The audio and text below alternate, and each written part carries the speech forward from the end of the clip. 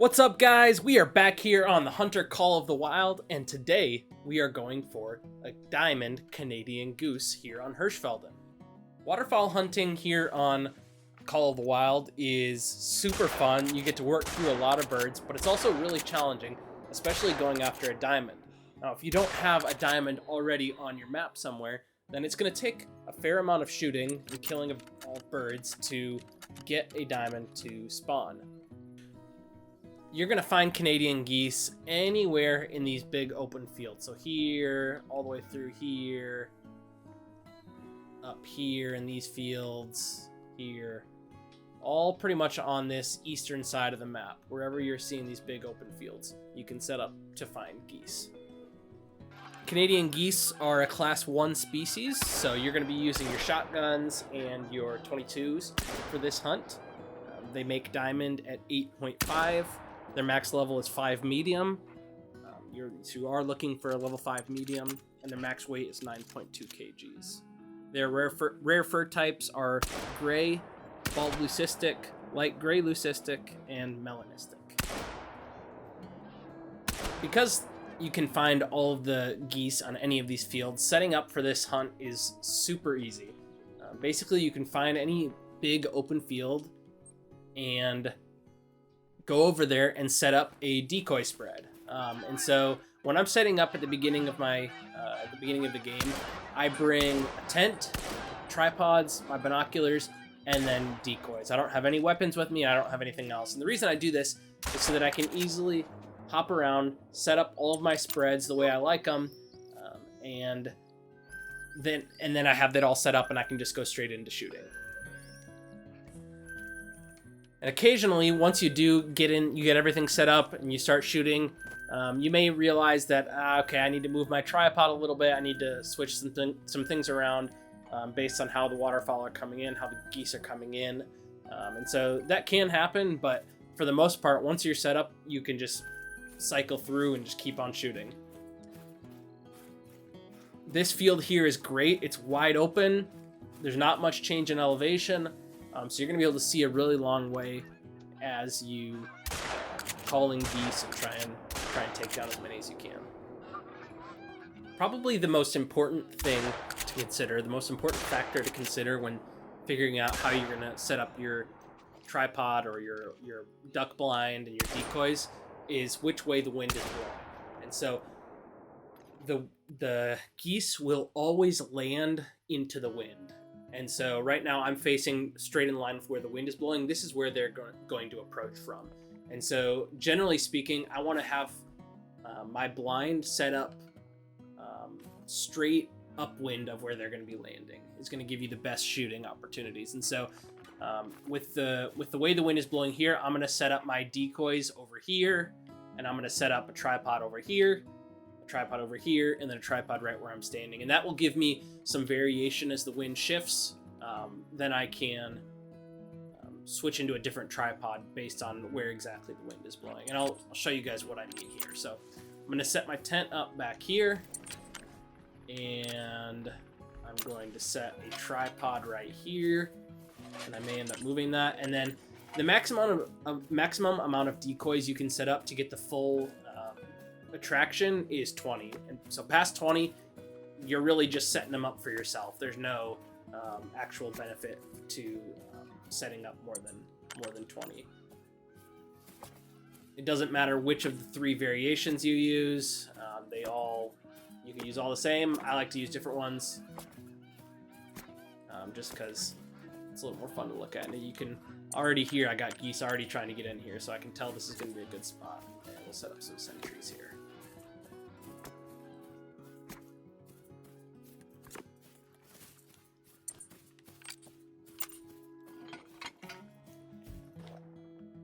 So as I look at my spread here, I'm looking directly into the wind, and so the geese should come straight in here and land straight on. However, because the wind does shift sometimes, I'm also going to set a tripod over here,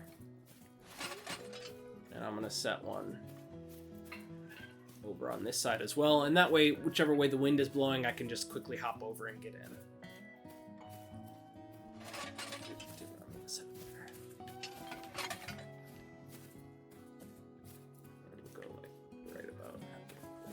Go right here. So once you have your spread all set up the way you like, you can go ahead and do that in a couple more places. So I have a spread down here that's been super productive. I've got one here, and then probably the best of all is this one up here on the far northern side. I find that you want to have them as far apart from each other as you can, because you're working with a pretty big radius here of birds that are going to be attracted to each setup. And so if you overlap them too much, then you're just going to be, it's going to be kind of redundant. And so having spreads set up with a pretty big radius around them without any other spreads that you're going to be hunting will just increase your efficiency and make it quicker to shoot more birds. So once I have all of my spots set up just the way I like, I can come in here to my tent and switch over for my decoy setup. And I find having these preset helps a lot if you need to make adjustments. Hop down here to my waterfall, and I'll show you what I'm running with here. So I'm using both of the 10 gauge shotguns in the game, the Strandberg and the Miller Model 1891. With goose hunting, having as much stopping power as you can is the best idea in my opinion, just because it reduces the distance that the birds are going to fly, which makes it quicker to pick them up, which makes the whole thing faster. I use the 22 to shoot birds. If there's a single bird on the ground and I don't want to spook off others, I'll use that. And occasionally I'll use the 22 to finish off a wounded bird that's flying away. I use the shotgun scope occasionally with the Strandberg. If it's really far away, sometimes I use it, but I find that just shooting with the iron sights is usually a lot better. I have the short reed Canada Goose collar and the Quist Red Pro electronic collar. Using an electronic collar is such a big help when waterfowl hunting. It means you don't have to just sit there sitting on your call the entire time. It lets you take a more hands-off approach to the hunt. You can watch videos on YouTube. You can get some work done, do other things while you just let that e-collar go. And then when you hear the birds start to come in, then you can hop on and take some shots. So having the electronic collar is a huge help with this one. Having doggy biscuits helps, just because I'm using the Labrador Retriever to retrieve my geese that I shoot. It speeds things up so much, and keeping him happy speeds up the whole process. And then I have my binoculars as well. So that's really all there is to it. You get all this stuff set up, you get your electronic collar out. Doesn't really matter where you set it up. Hop up in your blind, and I can already hear the geese are going crazy. Turn on the collar, and then you just kind of let it do its work. Yeah, so that's really all you need to know for getting set up. The rest of the hunt is just shooting birds. Like I mentioned earlier, if you don't have a diamond already on your map, you're going to be shooting a lot trying to get a diamond bird to spawn in. So just be prepared that it takes a long time, but it's a lot of fun. You can make crazy money doing this, and especially for me as an IRL duck hunter and goose hunter, this is one of my favorite things to do in this game. Is just sitting up in a blind, sitting up on a tripod, and just shooting birds. Doesn't really get better than that.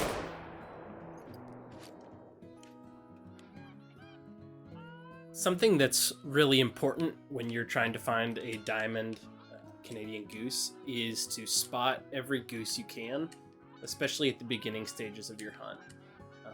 If there is a 5 medium goose out there, you want to know, and you want to be able to prioritize calling that goose in and shooting that goose.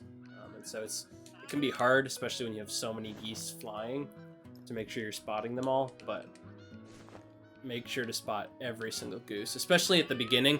As you get further into the hunt and maybe you've killed a whole bunch of geese and you still haven't seen that 5 medium, and you're just waiting for him to spawn, then sometimes you don't necessarily need to look at every single one of them.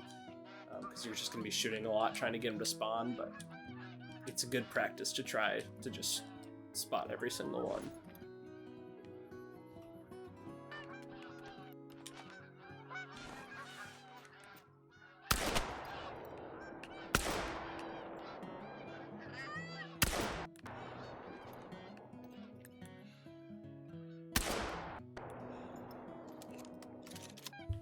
So one thing that's unique about goose hunting and waterfowl hunting in general in Hunter Call of the Wild is how the respawns work. So normally, with most or pretty much all other species in the game, if you shoot an animal, if you shoot a male will respawn. If you shoot a female will respawn. Usually when you reset the time or come out of the game and come back in. But with waterfowl, you have to take out the entire flock, each individual flock, in order to get that flock to respawn. So say there's 10 geese in a flock. If you kill 9 of them, you're not going to get those 9 respawned in. You need to kill that 10th bird before you're going to get that whole flock coming in. And so if you don't have a diamond on your map to start with, then that can be challenging because you're going to need to shoot a lot of geese in order to start getting spawns in. Prioritizing trying to take out the entire flock as much as you can, and then you're just gonna have to keep doing that until you get one to spawn in.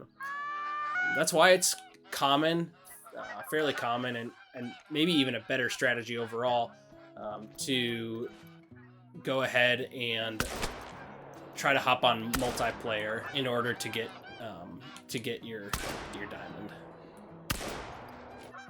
That's why it's common for players when they can't find a diamond on their map, they will hop on multiplayer and set up a little setup just like this in one of these fields, and then it's really important to spot every bird, and hopefully you can just stumble on one on somebody else's map, because it is so hard to get one of these guys to spawn. You have to really shoot a lot of geese. It's definitely doable, but you have to shoot a lot of geese, and so that is a very viable strategy as well to getting a diamond Canadian goose, is just hop on a multiplayer server, set up a tent, set up some decoys, set up a blind, and then spot every single goose you can, and hopefully you can find a 5 medium and find a diamond. If you want to just do it on your own map and you don't want to hop on somebody else's, it's definitely very doable. That's what I'm doing here, and you just have to be ready to shoot a whole ton of geese. I mentioned earlier, but having the Labrador Retriever is just absolutely essential on this hunt. Probably the single best DLC to have if you're trying to go through and shoot a lot of waterfowl or birds quickly. Just having him be able to run out and retrieve birds for me while I stay up here and call in other birds is just so essential to be able to get through a lot of these birds quickly. So if you're looking for a DLC to spring for, and you're looking to do a good bit of waterfowl hunting, or really any bird hunting, I cannot recommend the Labrador Retriever enough. One thing to note is that they do actually have some level of I don't know how the game categorizes it, but they will spook geese, and so especially once the geese are starting to come in for landing and they're going lower and lower and circling, much like these geese are here, I find it important to put your dog into a sit or make him lay down, just so that you can get those birds in as close as possible. They will spook off of him if you're letting him just run all around. I know, it's interesting. He landed right on him. Let's see if he's already spooking off. I probably should have shot him there, that goose there, because if one of them in a flock takes off, then typically the other ones are going to take off. So if you see it start to go, if you see the goose go either alarmed or defensive, then just go ahead and start shooting, because he's gonna spook off any other birds you have there.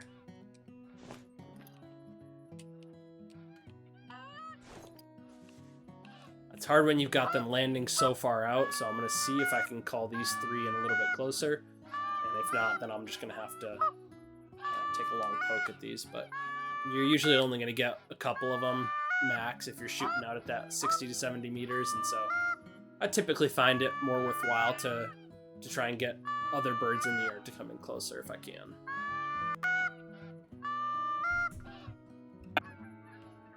So you'll notice that the geese will start to circle overhead.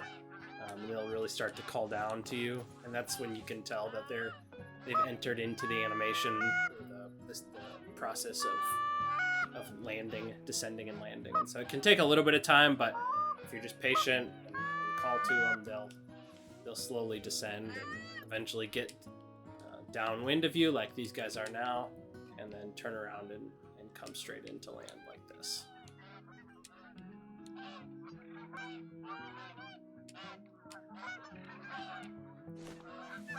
And unfortunately, they have landed quite far away. Let's see if we can get a couple of these.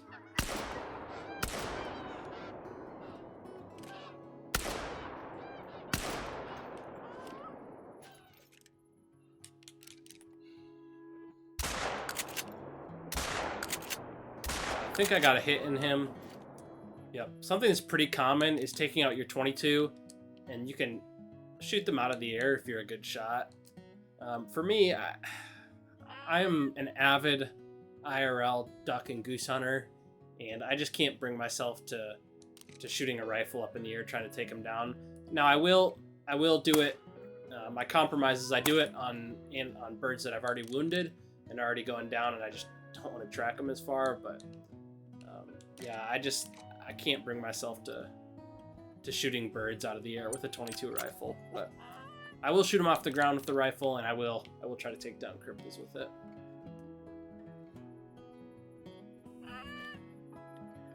So once you have been sitting there for a few minutes and you haven't had any more geese come in, it's safe to say that it's starting to wind down at this zone. You probably shot or spooked most of the geese in the area. So what I do at that point is I go down, start picking up all my geese, start running out to pick out these far out ones, and then typically you'll have some more stragglers come in so you can hop back in the tent and get a few shots off. But yeah, once you aren't getting consistent birds coming in, there's no sense sticking around. Just hop over to another blind, another spot, and just do the same thing. And you'll be surprised, it goes real fast. You can shoot a pile of geese in one sitting. You make really good money off of them, and it really improves your shooting with the shotgun. You get pretty good at it pretty quickly. Occasionally you will see geese like this where you can't spot them. That just means that they haven't actually, I don't know if the word is rendered into the game, I don't know what the word would be, but there's nothing you can do but just watch them and wait, and eventually they'll pop in and you can call to them and they'll respond. But as it stands, you can't shoot those, you can't call to them. They don't respond or anything.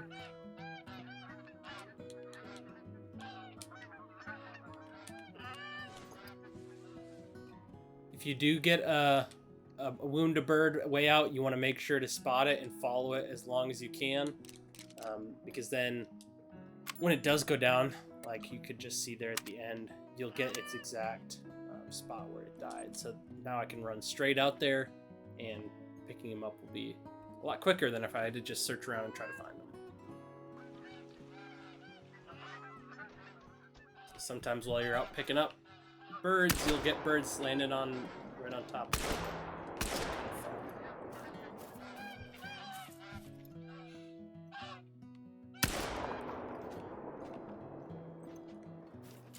For me, if I can get 3 birds out of a group, I'm happy. If I can get 4, then I'm really happy. And the most I've ever got, I think, was 6. And that was awesome. But yeah, if you can get 3, then you're doing pretty good for yourself. It's just, they're not so easy. You know, the developers have really made it more difficult to get a lot of them out of a single flock, because they do kind of fly erratically and fly more realistically to what real life birds would do. And so get as many as you can. Don't get frustrated if you can't get as many as you want, because there will always be more.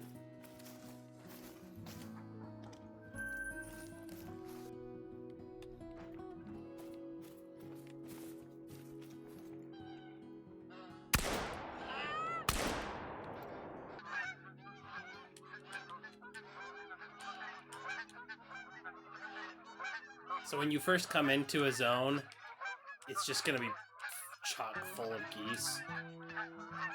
You'll get... Oh! There he is! 5 medium, let's go! Come on! Alright, we are not taking our eye off of him. Oh, I've been waiting so long for this guy. Let's go!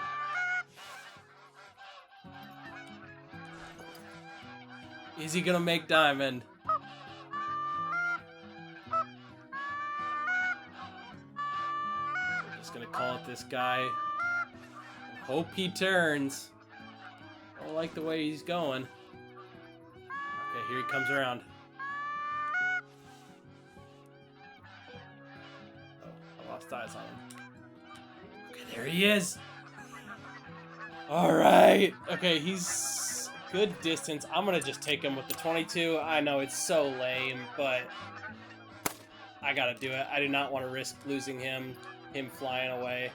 It just happens too often. Oh, I am so excited! Okay, what I was saying is, when you first travel into a zone, it's going to be full of geese, and so you just get as many as you can from that first wave. If you can get 3 or 4, that's great. It's going to feel like a big waste because they're going to be flying away all around you, but it'll eventually trickle down until where you're getting just smaller groups, and those are a lot easier to manage. Okay, here we go! What's it gonna be? Let's go! Come on! Freaking let's go, baby! Oh! Oh, wow, I'm so excited. I did not expect to see him. I'm so excited, if you can't tell. You shoot, you know, that was my 802nd goose. And so we just shoot and shoot and shoot and shoot and shoot, and there he is. You know, kind of like hunting a great one. You just never expect it to show up, and then bam, all of a sudden it's there. 800 kills in, and this bad boy has officially spawned. So that's all there is to it. It's not so hard. Set up a little spread here with some decoys, some tripods. I use the tripods just for the elevation, and a tent. Set up your e-collar, and then just shoot and shoot and shoot until they're not showing up anymore. Hop over to another zone. Shoot and shoot and shoot. Hop to another zone, and just, that's all there is to it. You keep shooting, he will eventually spawn. Alright guys, that was a blast. I'm gonna go ahead and throw this guy up in my lodge. Can't resist taking one more here. I'm just having so much fun shooting these geese.